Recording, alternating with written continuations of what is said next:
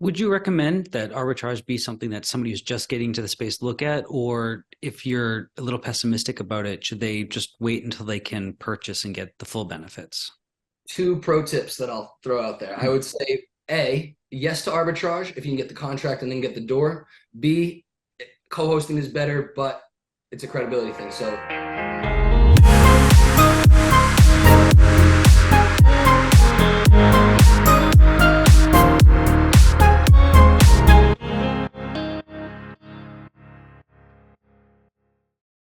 All right, all right, all right. We got the Real Estate Law Podcast here. Another episode. Jason Muth with straightforward short-term rentals and Pride Away Stays. And we have attorney and broker Rory Gill in front of a lovely brick background. What's up, Rory? Not much. I mean, today's conversation, we have a great guest who's going to touch on all of our favorite topics here. Life as an attorney, lifestyle freedom, short-term rentals, medium-term rentals, and everything in between there. So I don't know how we're going to contain this to one podcast, but we'll do our best. I don't know how to contain our guests. I mean, like, we've been friends for about a year now. I met Mike Stone in Miami at a retreat, a short-term rental retreat last year. And he's part of the STR Secrets Mastermind that I've talked about multiple times in this podcast. And Mike was a really active participant when I first joined. So when I went to Miami by myself, not knowing anybody in person, and I heard his voice at the bar, I'm like, that's Mike Stone. So I went up to him and I introduced myself. And you knew who I was. But Mike, welcome to the podcast. thank you very much. Yeah, Miami was a blast. It was great meeting you there. And it's been a great opportunity just to know you as we figure this stuff out together in the short-term rental world.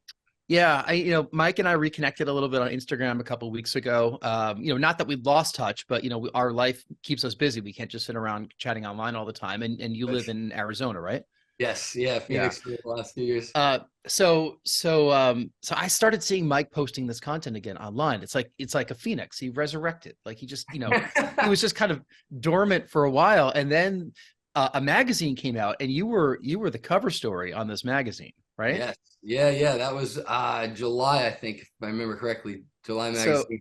Throws the cover of the magazine out there, gets tons of comments from people that we both know. Then there's a photo shoot, and then suddenly there's all this content, a new brand with the Mike Stone group. I think that either somebody's in your ear as to what to do, or you are purposefully and consciously saying, I need to get myself out there a little bit more. We're doing a little bit of rebranding. We've really upped our game. And I should say that Mike has been in the short-term rental space for a number of years. He's really focusing on medium-term rentals right now, being an excellent operator and also helping others, with a coaching program that he's launching. So there's a lot that we want to talk about. You're still barred, right? As an attorney, right? Yeah. My Arizona license, and if I finish ever the character fitness paperwork, I'll have my New York license as well. But that's been floating in my ether. It's a little electron around so I haven't finished that yet. But yeah, definitely Arizona, and I'll keep it active. I might as well. Yeah, so we can't say a lapsed attorney, right? Because you're actually an active attorney, which is good. So we got two attorneys on this, and we're going to lean into the word law a little bit on this podcast. But it's someone that you've moved away from the law world, right? And you're focusing more on the short-term and medium-term rentals. Tell us about how that transition happened and why you did that. Sure, yeah. I'll go into, sometimes I keep it a little bit shorter of a story, but I'll tell you guys the full story since this is literally the Real Estate Law Podcast. So I started out really enjoying law school. I had great friends, great internships. I loved my classes. I was really good at it, top of my class. Everything was just lining up where I was like, this is going to be not only a great opportunity for my career, but also I'll be good at it. I expect to make a lot of money. So all good things. I get towards the end of school and I'm, applying, I got a clerkship. So again, I feel, the status of like, wow, I just got an Arizona clerkship. It was state court of appeals. So not as prestigious as a federal clerkship, but still being able to work in the judge's chambers and help make decisions and learn from that perspective was awesome. And certainly it was competitive to get that. So it felt great. Once I started that, I was like, I'm in a whole new world. I don't like this at all. I didn't particularly enjoy working with that judge. I didn't particularly agree on actually almost any of the decisions we came to. We had a lot of redrafting going on in chambers and a lot of contentious discussions over interpretations. And so it was, certainly a good experience in retrospect, but at the time I was like, this may not be for me. And then I remember, so I got a job in big law in downtown Phoenix, but it was right in that COVID window. So it was a hiring freeze through the whole city, really the country, but I did plan to stay here. And it was a hiring freeze for all of the big law firms that I wanted to work at, including the one where I was just interning. And I was, it's too early summer, everything's getting teed up. And I had a great relationship with the partners there. So I really thought this was going to be perfect. And the guy emails me. He's like, oh, I want to send you to the Denver office so you can meet these guys and definitely going to work here. He goes, look, it's just this COVID hiring freeze. We're not hiring anybody. You would be the guy, but I got nothing. So I realized at that point that in the law space, the two things that were still going on quite a bit during COVID was car accidents and divorces. Those were my choices. I could go into insurance or family law. And so between the two, I love contracts. I really do. I always have. So I started my career in insurance defense litigation. I do like litigation, and I got the opportunity to handle 45 something litigation cases in my short career. So it was nice getting that fast paced trial. I was awesome at it. Like, I was really good. As a defense attorney, settling for $0 multiple times on the phone with my boss. He's like, there's no way we get out of this. I'm like, there's no way I'm settling. So it was a lot of fun. I was good at it. And, but man, I other than that competitive nature of it, the winning part I enjoyed, the entire rest of that job I did not. And so it became clear to me very quickly that I wanted to make a pivot. And that's when I started learning about investing. That was my key to what I consider my current amount of freedom, is learning about investing. And first it was stocks, then it was real estate, then it was Airbnb. And when I was learning about Airbnb, I realized how much of it was on all fours with everything else I had learned about real estate and investing, but without such a initial capital investment. Yep. So that's where it all unfolded. And I started the coaching programs and have been out of law ever since. Before we venture too far off into the world of time freedom and working in the investment space, a lot of people who move out of the W-2 space kind of regret not leveraging some of the advantages that you have while you're in the W-2 space to kind of get into the investment space. Can you speak to that a little bit? Sure. Yeah. The word that comes to mind is impulsive, because I was so excited to get out of law and into the next thing that I pulled the trigger in what was 6 weeks from the day I learned about Airbnb. I put it 2 weeks notice. So 8 weeks total, and I'm out. In that amount of time, I could have applied for conventional financing with a great paycheck to show the bank, and my bankability would have been fantastic. Okay, lawyer, reasonably controlling his student debt, plus we were in COVID forbearance. I easily could have gotten, a good loan. Had that be my first property, whether I made it a temporary primary that I then move out of, or actually just pay the 20% down, get a small starter investment property. I had those options available to me, and I just didn't have the financial education to realize that would have been such a detriment. So I get out thinking, oh, I'll figure it out later. This is great. I'll have my whole new business.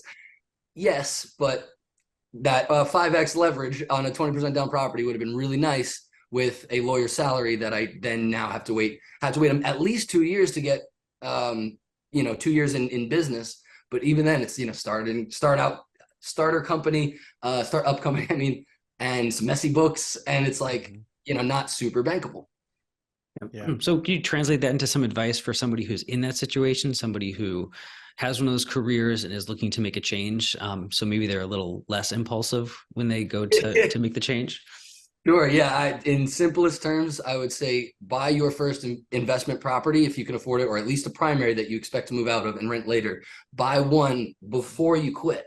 It is as simple as that, I think, because when you are in a position to get lending, you should take advantage of that before you then start your new chapter and everybody else looks at you as a huge risk. And it's true. I mean, as a startup entrepreneur, who wants to lend to you? You have a much larger chance of failing than succeeding on paper, and you can't really attribute mindset stuff to bankability.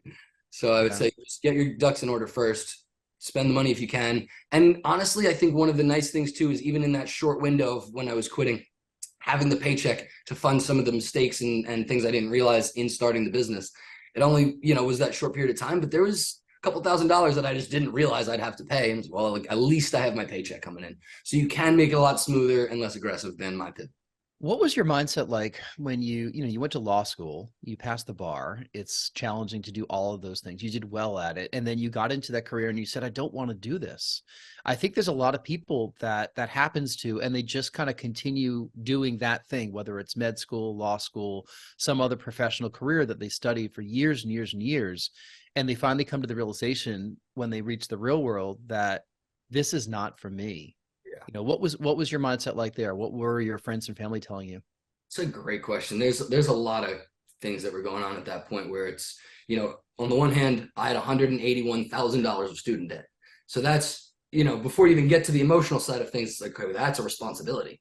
Then, parents, friends, like, what are you talking about? You just did all this. Why would you spend all the time and the money and the effort and why would you do that? And so it's, the people who are telling you like, hey, just, you have a role. I'm pretty stubborn in that sense where it wasn't so difficult for me to be like, I know that's what I did, but that's not for me. So I need to pivot. It was pretty much set in stone in my head. So it was easier for me to decline, the pullbacks of like, but you're a lawyer, but you did this. But even my boss was like, I don't understand why you're quitting. You're good at it and it sounds like you like it. And in the back of my head, I was like, well, you think I like it because you see the fun parts. I'm going to bed at night. I'm like, I just don't want to wake up at 9 tomorrow. I just don't want to. You know what I mean? It's like, and now I wake up, I'm like, I'm at 6:30. I'm excited to wake up for what I'm doing now. So when I was in that state of it, I mean, there was a period that I don't want to label it depression, but I was pretty miserable for a really long time.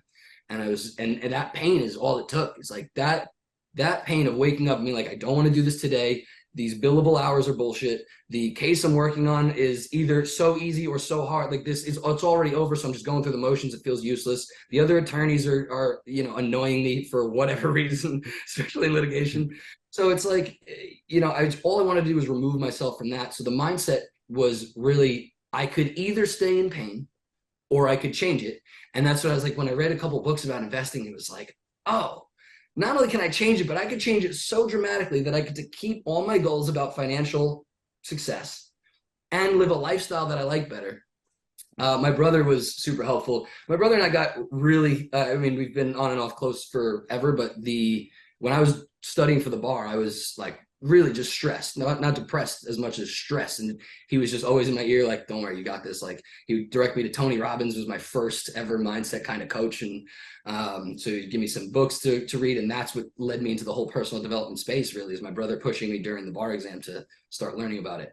And so when it came time to make the shift, it was like I said, I could either stay in pain and be miserable doing this job that I really hate, or I can go try this new thing. And I was like, I have to try. I have to try because this isn't it. And I don't want to go backwards and go back to bartending and managing restaurants. That's not the next step up. I have to keep progressing. So what's above law? And growing up, it's so easy to think like, okay, doctor, lawyer, that's the pinnacle. That's what you hear. And both obviously respectable and lucrative positions. So why wouldn't it be? But then it's like, as soon as I learned about investing, it was just, that's the way to do it instead. They don't tell you about investing. That's one of those things that if it's not in your family, like in the DNA of your family, you have to find out about it yourself. They don't teach it in school.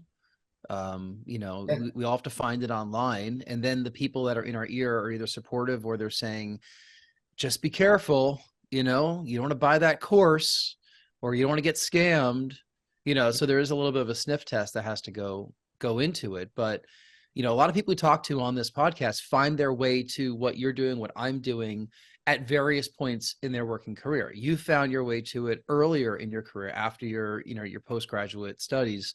Mm-hmm. I found my way to it, 25 years into my career, right? Where right. I kind of, I was fortunate that I really never had that 6:30 wake up where I'm like, I don't want to go to work. Like I liked what I did for many, many years. I worked in the media for a long time, behind the scenes, like in research or on the sales teams. But, toward the end, it got boring, right? Mm-hmm. It was the same thing. It was like, I like this other thing I'm doing on the side better. This is more exciting, right? And that's probably what you've discovered too. And, tell me about why what you're doing now really juices you up. And that makes you excited to wake up at 6:30 in the morning or 5:30, whatever time you're up, versus the law world. Oh man, I so love everything I'm building now. It feels like I'm in complete control of what I'm building, like having the seat at the top of the machine and just saying, well, if we do this differently and improve that, then I get to live my life like this. I'm not dealing with vendors I don't like. I'm not dealing with clients I don't like. I'm not dealing with bosses, most importantly, or any sort of authority that I don't like, except maybe Airbnb's policies. But the, different things that I get to choose give me that fulfillment. I wake up and I'm like, well, today I want to work on the marketing side of things. I don't even want to think about some of the other projects. But truthfully, now it's like even the stressful projects, seen this meme a couple of times, Pace Morby first, where he was like, I quit my 9 to 5 and now I work 24/7. And that's how it feels, but I don't mind. I wake up, I start working, I work until bed. I fit some things in around that sometimes, but really, like, I don't have family obligations. I'm not married with kids. And my friends understand that this is my priority. So as much as I love them, I'll see them for the important events like weddings. I don't go out to the bar on Saturday. It's just not my MO. Mm-hmm. So this is just the way I prefer to live. It feels like I have just complete autonomy, and that's the most rewarding thing. That's very fulfilling. Your point about the, it's exciting. Like, getting these properties, to me, properties are sexy. There's like, this house is cool. Redesigning it is cool. Then you see the money come in. It feels like a video game, playing the Airbnb app video game. Like, oh, I just made all these improvements in real life, and now these people are paying me more money. I'm winning. It feels great. I've seen some of the properties that you're managing, and they just look stunning. We'll put all the links to everything in the show notes, obviously, if you want to follow Mike, Mike Stone Group. But so All Star Hospitality is the co-hosting arm of what you're doing, right? And at one point you were doing Airbnb arbitrage, right? I remember you telling me about some new building but I think you're out of that now. Is that right? Yeah. That is one of my main war stories in STRs. My second deal ever. I was running my first deal was a quad. It was going really well, an arbitrage deal. And so I saw another quad that was twice as pretty and twice as expensive. And I called the guy and I told him, I was like, listen, I don't even have the inventory to meet the demand. I'm doing so well with this first quad, and I'm comfortable running a quad and moving people around for, reservations. I was way too manual at that point, my business as well. But I was like, this one will be just as easy. Let me do this. And in my mind, twice as expensive, I'll charge twice as much, I'll make twice the profit. Now we know that's not how math works. It was just more expensive. And it was, not that much more lucrative. And so I was underwater. I actually lost a ton of money on that deal.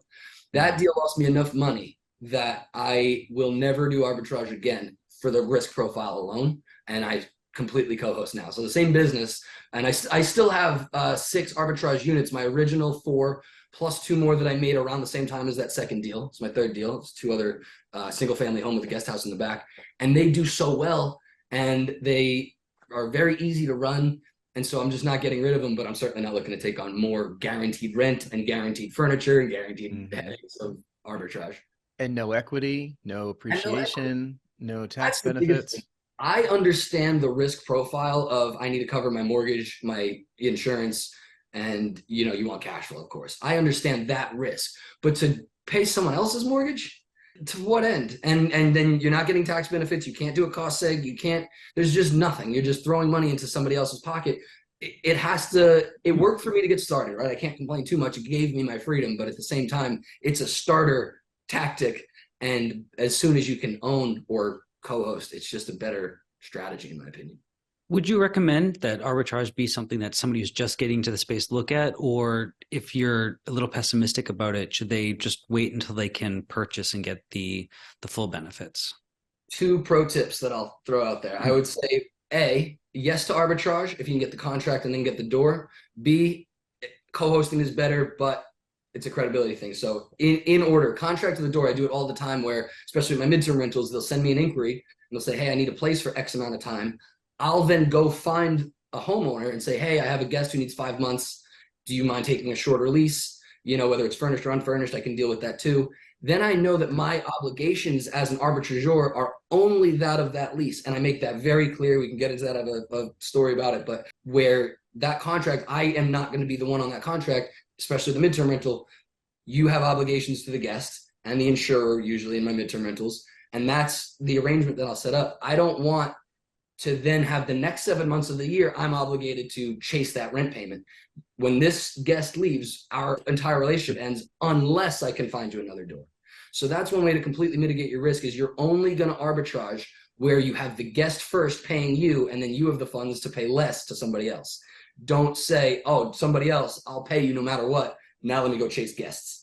That's the difference, I would say. And then secondarily is, if you're just getting started, the credibility issue is the main reason to do arbitrage over co-hosting, because it's less likely that someone will trust you with their property. To that end, my best recommendation, I am so glad I have coaches, I'm in the right rooms. And then instead of trying to get your first arbitrage deal by taking financial risk, leverage the reputation of your group. Hey, I'm in Mike Sjogren's group. You may not know him, but this is what we learned. This is how we do it. Best operators in the country, best coaches in the country. I know everything. I just don't have the property to do it with. Can we partner? If you find the right person to partner with you on that and you give them the right pitch and you deliver that you are all in, all committed, this is what's going to happen. Your success is contingent on them covering their mortgage and making more cash flow than they would if they had a traditional long-term renter.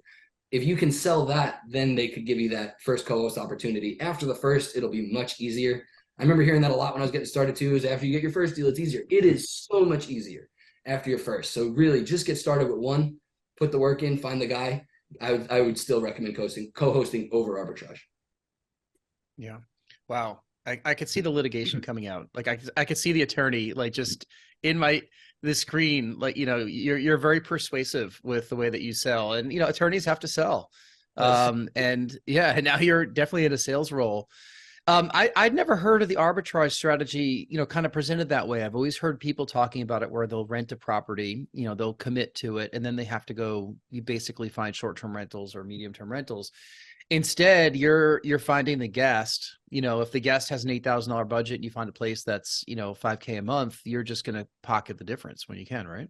Absolutely. Absolutely. Yeah. That's the best. I just had my biggest win on that this past week.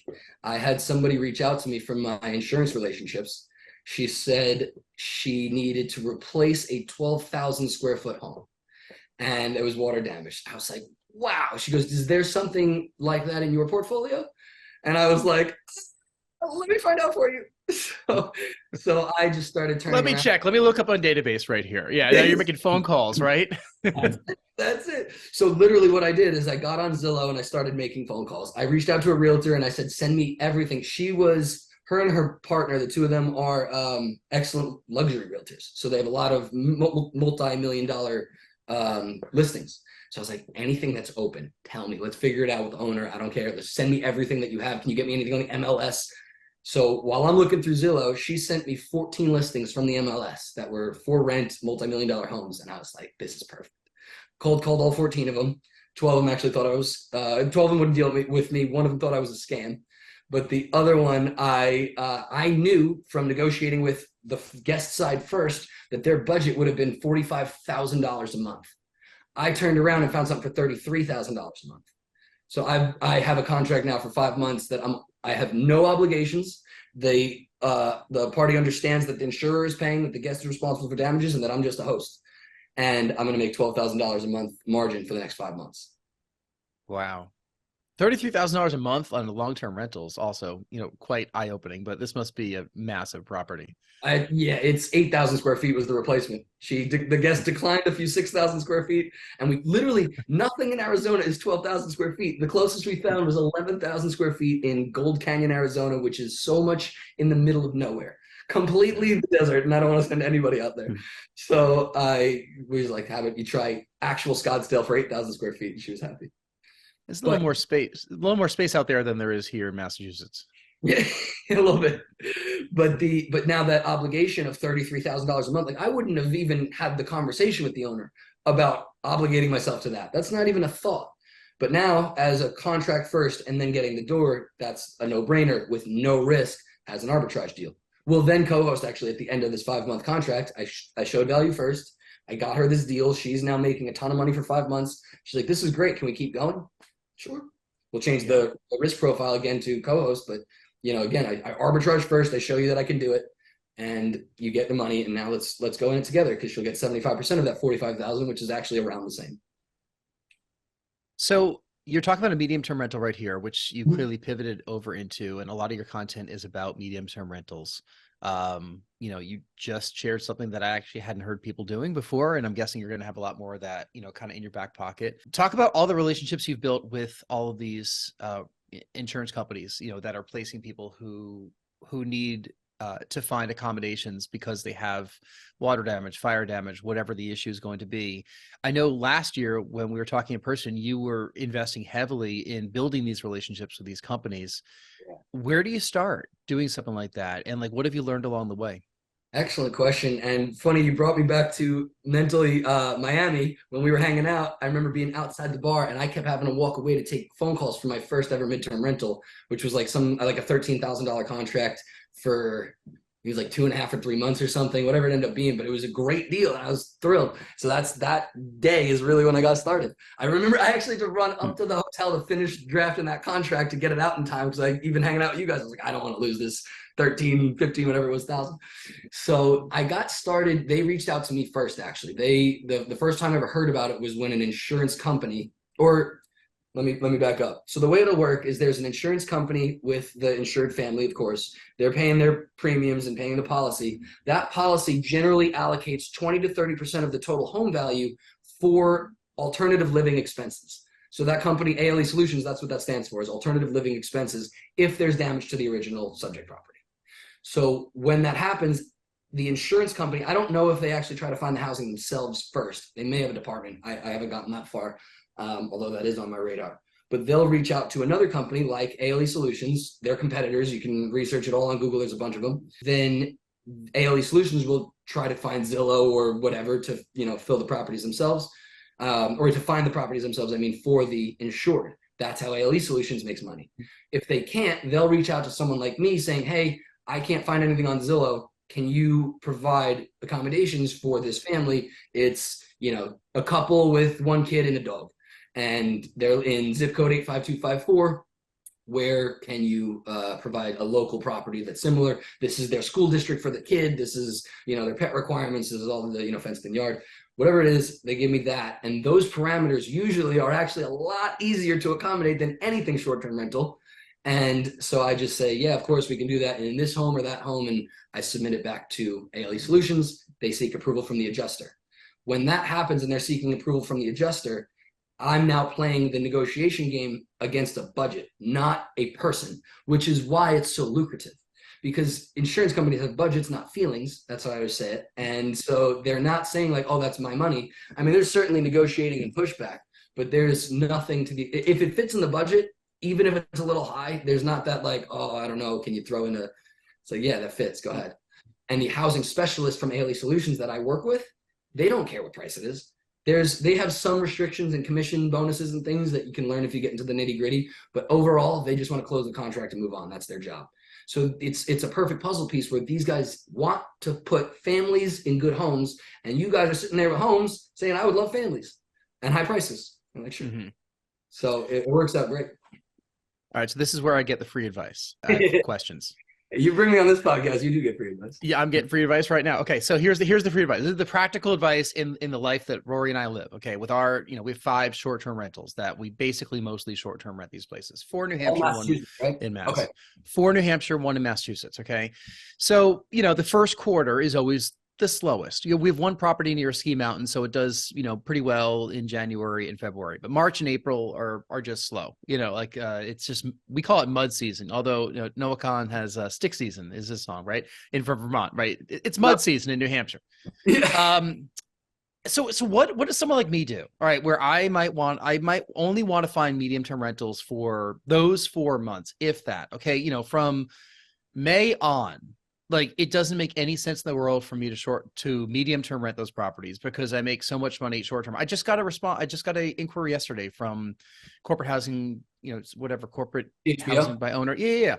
And, they wrote like a really long, nice thing explaining who they were. They want to move back to the area. They have this dog. They have this, they have that. They want to come from July to mid-August.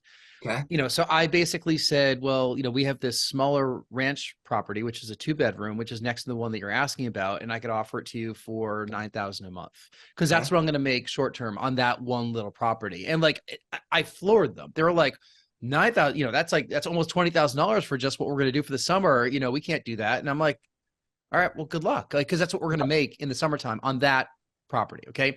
We're not going to make it in March and April. Right. So how does someone like me build a relationship with ALE or something like that and saying, listen, I could house people for these few months? So two suggestions. The first is literally your last sentence is most of the game. Tell them. That's it. That's my big secret sauce. Is I say, hey, I have availability. They say, hey, I actually have a claim in that area. Most people, I hope everyone is listening to this part of the podcast, most people don't get midterm rentals because most people don't ask for midterm rentals. If you put your hands out and say, hey, I have availability, can you give me a guest? They'll say, here's what we have in that area. If it doesn't work, it doesn't work. But if it does work, there's your slow season solved. I ask, I outbound, and I could show you all about how I do it and what I do specifically, but nothing's going to blow your mind. It's not like, oh, Mike's got this whole crazy. Mike asks for guests. The same way I put an Airbnb listing up and they come naturally, I register my properties on ALE Solution and then I say, hey, what do you guys have? And so it's as simple as the outbound. But here's the other thing that I think is important that people definitely don't realize. I actually just released a piece of content about this the other day. I have a drawing somewhere. It's not close enough for me to run and get it. But the seasonality for a short-term rental, it's busy season and then slow season. And that's it. It's a normal seasonality curve. For midterm rentals, I'm looking to get more money than short-term rentals in the busy season also. And then average prices for the rest of the year. We don't have a slow season. So it's if 3,000, just for easy numbers, 3,000 is your baseline, and busy season you're making 4,000 a month, and slow season you're making 2,000 a month, then in my busy season on the same property as a midterm rental, I'm looking for 5,000 in this busy season, and the same, what I said was average, 3,000 in the slow seasons when you're making 2,000. Mm-hmm. And the reason that works is if you get something like, right, you're making $9,000 for that month, and your inquiry is, they're like, wow, I can't believe it. We were going to pay $4,500. You're right, exactly like you did. I wish you the best of luck. There are $4,500 houses out there. Go ahead. We just don't have that. We have $9,000 houses. So you just don't take a booking that's less anyway. It's never a problem. It's all voluntary. It's not. There's no instant book, is what I'm saying. And then if you aren't getting those, what was the other thing to say? Well, I guess that's really is just you just wouldn't take it. But if you're asking for the bookings and you're telling ALE Solutions, oh, that's what I was going to say. Back to the budgets, not feelings. When you're dealing with insurance companies and not the person who is individually trying to pay for themselves and their wife and their kids and their dog and their food, then you're going, hey, insurance company, I need you to cover this. They're saying, well, that fits in the budget. Here's your check, and they'll figure out the food and the family on their own. Yeah. And so it's like you can ask for so much more from the insurer than you can from a person. And the same thing applies in travel medical. If I'm looking to do a deal with an entity, a hospital, a staffing agency, I'm talking to the recruiter whose job it is to place a nurse in their professional contract, but also then in their house. And the alternative to that would be that the company gives the nurse a stipend. In those scenarios, I'm either dealing with the company saying, hey, this is the cost of rent. This is seasonality. I'm sorry to tell you, but we are in the short-term rental market, and this is $9,000 for these months. That's what it costs. If you can't give me 10, I'm just not going to do the deal. And that entity might say, okay, 10's in the budget. There you go. The nurse is going to do what you saw on CHBO saying, oh, I get a stipend. That $15,000 they give me a month, they say 10 is for housing, but really that's my profit if I don't spend it. So I'm going to go find $5,000 house. And then they also have to pay for food and car and dog and husband. So it's just always a thing. So I would say go to the business. Yeah, Rory, that's what we have to do differently, I think, because, we've been fine with our short-term rentals. We're up year over year, with all the stuff that we've learned in our mastermind and all the optimizations that we've made, both technologically and just messaging. And it's like a snowball. Like the better you do, the better the platforms reward you, right? You just keep getting good reviews and they keep giving you more guests. But all the people that I've tried to get a medium-term rental from, it's always been the renter. Right. I think that's one thing I need to switch. I need to talk to these insurance companies because all these renters can't afford what I want. And every single inquiry just doesn't work out from what I've seen so far. So, instead of giving up on, medium-term rentals as an idea, I think you're giving me the idea to actually try to switch the focus and try to switch who I'm talking to. That's the biggest thing. And think about like you likely, even if you could afford, you generally, not you guys, but if you could afford a $9,000 a month home, then you're probably the type of person who's not looking to live in a $9,000 a month STR on peak season. You want even something even nicer. Like it's always that game with the person is like, they want as much as they can for as little as they could spend. That's natural. I would be the same way. I want to find the cheapest property that I could live in for 3 months. That's going to be baller. I got the pool. I got the Baja Lounge. I got the outdoor this, outdoor that. Oh, I'm going to have such a good time outside. That's the house I would pick. But if you're dealing with insurance, or any entity, they just don't care. They just don't care at all. Okay, that costs. Okay, that fits. Send. Done. It's way easier than trying to negotiate somebody. All this value we're getting from Mike Stone. It's funny. That's why I started this coaching program, honestly, because I see all over Facebook people get to Furnished Finder and then they're stuck and they're like, well, I registered on ALE 6 months ago. I haven't gotten an inquiry. And Furnished Finder, everyone wants $3,000 a month for an 8-bedroom with a pool. It's like, yeah, it does get frustrating when that's all you're doing. Oh, but I'm on Airbnb and I'm on Zillow. It's like, yeah, but there's so much more. There's so much more. And so my course is designed to give everybody everything. I'm giving, a decent amount here, but like the course goes deep into everything, what to say, who to say it to, the negotiation, where to find them, how to find more, when to email them, how to fill your properties when you're in the slow season, and how to get more money in the busy season, like everything. I'm just spilling the beans. I've done like 15 of these contracts now. I've procured over $600,000 in midterm rental rent revenue. And I've only been doing this strong for a year or so, but 2 years total. So, I mean, when was Miami? That was September 21. Last year? Like 14 months ago. That was when I was doing heavy. I had travel nurses before then and a couple other things. So I wasn't completely new to it, but that was my first real big fat insurance contract in that time. And the rest, it's so lucrative. It works. Calendar management, pricing strategy, there's so much to it. But once you do it, it works. You just touched on something right there where sometimes when you find the thing that works, whatever the thing is, it doesn't have to be in the short-term rental space. It could be in, long-term rental real estate. It could be in some other kind of investment class. You find that thing and then you go all in on that thing. And then next thing you know, a year later, you look back at like how successful that has been for you. You're talking about just over a year ago, you're signing your first medium-term rental contract when everyone's having fun downstairs in the barn, you're running upstairs to write that contract. Right. And now, hundreds of $1,000s of bookings later, plus, all this experience that you have, and you kind of found that thing, like, and now you're teaching other people how to do it. That's what has that been like, in actually paying customers and clients and students, whatever you want to call them, to learn from you?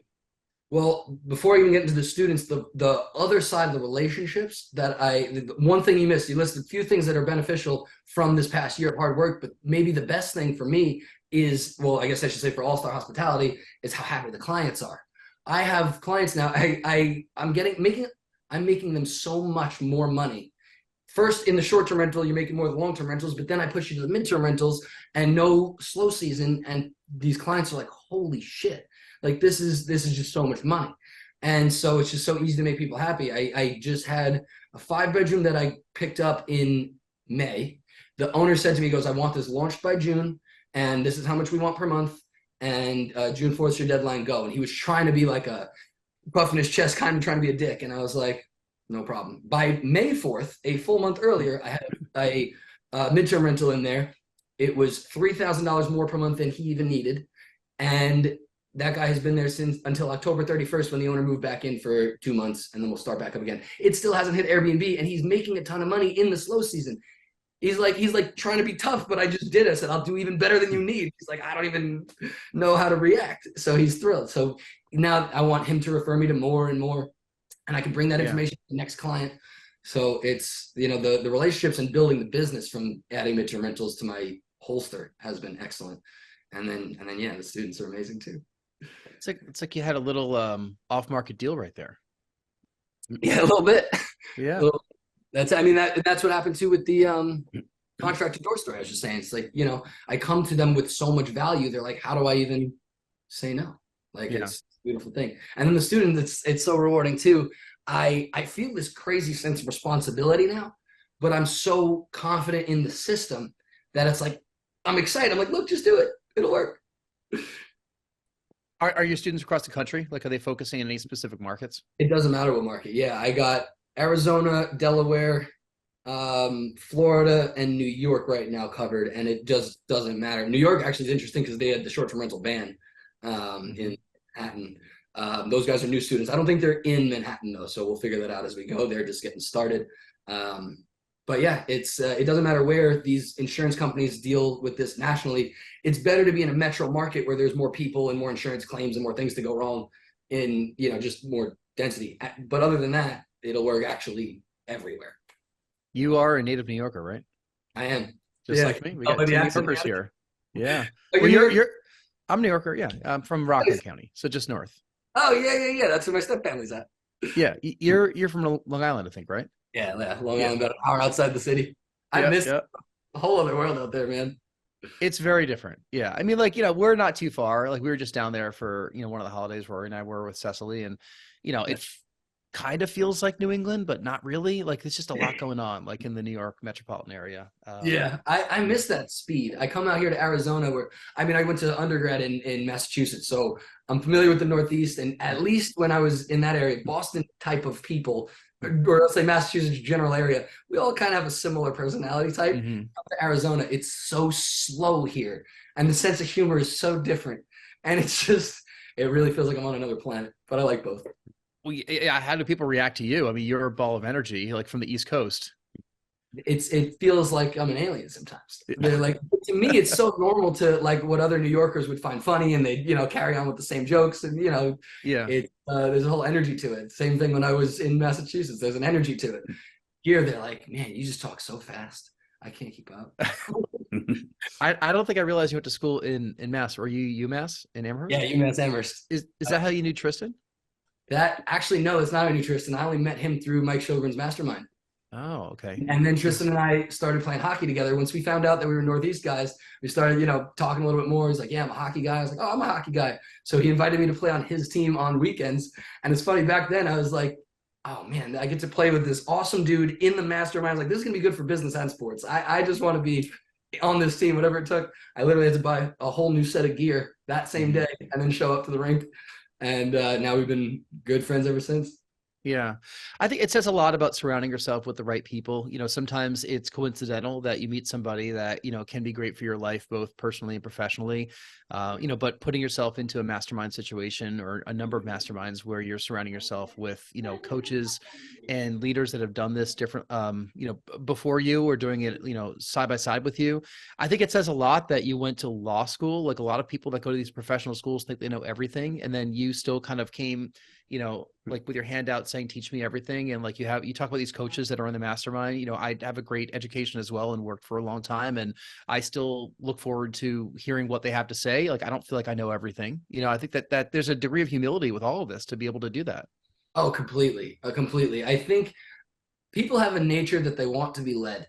And if you're entering a space that you don't know, you're going to kind of go back to that nature. It's like, well, what am I supposed to be doing? And look to somebody. And we're very fortunate, Jason and I have this mastermind with Sjogren, and then we have access to all of his coaching friends. And then even the people in the mastermind could be coaches in their own right, even if that's not what they're doing. I mean, to have that kind of leadership to show you that this is my favorite line is I feel like my coaches make sure that everything I'm doing is complete. So I know I'm not missing anything and correct. So I keep my head down and just keep going. That's it. That's like, I need that sense of direction. But once I know what to do, then I can just go. And that has been worth everything. I mean, people complain about the prices of masterminds, and I just don't see it. I've always made back way more than I've spent in masterminds, financially straight up on paper, but then also the relationships and the fun that comes with, being at conferences like Miami and meeting people like you guys. This doesn't happen unless, and you were saying right before we started recording, how many people you got to meet through this podcast. That networking opportunity doesn't happen unless you put yourself in the room. And that's why I love being in the right room, learning the nuggets. Even that story I was sharing about the $60,000 deal I just netted, that actually has nothing to do originally with short-term rental stuff. I learned midterm rentals, the idea of it from, I guess, Dr. Rachel and Jesse Vasquez and a couple other people. But Noble Crawford in a conference taught the idea of getting the contract and then getting the door, which I had never heard of before. And that's just been in my head forever. Of like, how do you eliminate risk? Well, you get the money first and then deal with it later. And so that gave me that opportunity. Just being in the right room, that one nugget allowed me to go make 60 grand. Yeah. Yeah. It's just so much wisdom right here. I mean, I couldn't agree with it more. And I'd love to go on for hours and hours and hours with you, Mike. We'll have you back on the podcast, but I do want to get to the final couple questions we ask of all of our guests here, just to make sure that we wrap things up on a high note. The whole thing has been a high note, but we get to learn a little bit more about you, with how you answer these three questions. Rory, I should say, anything else that you have for Mike before we get to these? Just that I feel like this is not the end of this conversation. We have so much to talk about, and so many things that are common interests. I think we'll be back here again in the future, and I hope to be. I would love that. It's been a privilege so far. I appreciate the invite very, very much, and I would love to come back anytime. This is fun. All right. So first of these final questions is if you can get on stage for half an hour and talk about anything in the world with zero preparation, what would it be? Oh, the zero preparation is an interesting spin too. I think my natural default would be mindset work because that's my most favorite area of study. And I do call it an area of study. I read about it every single morning. I watch videos about it constantly. When I'm on YouTube, I'm not just down a rabbit hole. It's always mindset, personal development, or something specifically business. So that would be my most fun thing to just start zero prep. This is what I'm doing. I think I could add more value in other areas like midterm rentals as an example that is more direct, like my unique selling point. I think there are other mindset coaches, like I would say Sjogren's certainly a better mindset coach than I would be. But if you're putting me on stage with no prep and just giving me something to talk about, that'd be my favorite. Yeah, I love those answers because, usually the expected answers are what we just talked about in the whole podcast. But, I like it when a guest like yourself throws in a totally separate thing that you talk about. Second question, tell us something that happened early in your life or career that impacts the way that you're working today. I mean, I think the most impactful thing in shifting my entire mindset in business was what I mentioned with my brother. I guess you just told me not to go back to earlier things in the podcast. You can. No, you absolutely can. When my brother called me and was telling me about personal development in the first place, when I was in that state of pain and studying for the bar and like, this is my everything now. I have to pass the first time. There's no excuses, no exceptions.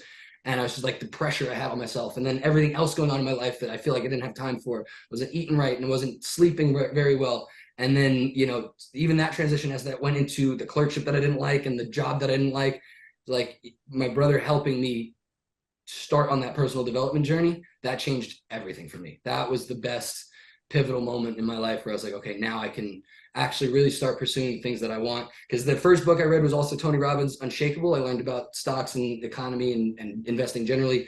And then it was Rich Dad, Poor Dad, which was like, oh, I need to own things that pay me. And that was, from there it was easy. And then Think and Grow Rich was my third book. And so those three things as a whole, it's like, okay, I could do anything and I can make all the money. Let's go start. I love the summary of Rich Dad, Poor Dad. I need to buy things that pay me. Yeah. That's basically the book, right? I got an Apple phone, but I don't have Apple. That's right. Not, you know what I mean? Final question. Tell us something you're listening to or watching or reading these days. Oh man, my Audible is full. I will read the same books or listen to the same books over and over again. I'm on a rerun of Outwitting the Devil simultaneously with Buy Back Your Time from Dan Martell. He's a new to me influencer. I've only been following him a few months and I really like his content. So I'm going to try to dive a little deeper. Buy Back Your Time is definitely one issue that I struggle with. I like to do everything. It's probably a control freak problem, and I'm getting a little bit better at it, but not fast enough. So I need to push myself to be a better leader and stop getting my hands in everything. So that's my current book. Yeah. Just you wait until you're married and have kids, and there'll be like zero time. I really would love to buy back some time, Rory. Right? Like we're just struggling with that. Yeah, and offloading some responsibilities. It's just I do it in fits and starts, and I've never been good at it. So I need to read that. Yeah. It's just so tough. I don't know where you found the time to get all those audiobooks. And you're like, oh, I'm re-listening to this one. I'm like, re-listening to? Like, I can't even get to the ones I want to listen to the first time. Best is before bed, headphones, fall asleep to it, and whatever I hear last before I knock out, that's where I'll restart the next day. Hey, listen, Mike, we will have you back on the podcast. This has been a pleasure. Again, we can go on forever and ever. You have so much great information. You've shared such great wisdom here, both at medium-term rentals and mindset and switching, from the career that you knew and loved and studied for so long into something entirely different, risky. And, you're doing fantastic with all this. I love seeing all your content online. I love seeing how you're really putting yourself out there more. You're really good at it. So keep it up. I encourage you, I'll put all the links in the show notes, when this episode comes out. If you're listening to this still and you want to follow Mike, it's Mike Stone Group on Instagram and all STR. So All Star Hospitality, but allstr.com. So we'll put that in the show notes too. Rory, where can people get a hold of you? If you just go to rorygill.com, you can see all the different ways that you can get in touch with me and that I can help you out. Yeah. And I made it simple too. So I now have a jasonmuth.com. Once I was able to get that domain back, because it got hijacked, but I have it now. So Jason, Jason Muth stole it? Well, that's a whole other funny story. I shouldn't open that in the conversation, but there is another Jason Muth who does real estate, and I actually have spoken with this gentleman, but he is not the one who stole it. It was some rando. I let it lapse, and then I got it back. So jasonmuth.com actually has all my links to all the places you can find me too. If you want to be on the podcast, reach out to me there. If you're still listening and you love the podcast, 5 stars. We love 5 stars, right, Mike? So we're always asking for the 5 stars. 5-star reviews, comments, we read all that stuff. And if you want to be on the podcast, please reach out to me. Rory, Mike, thank you so much. This has been a great discussion. I've learned a ton, and I really enjoyed talking to both of you guys. Thank you. Thank you.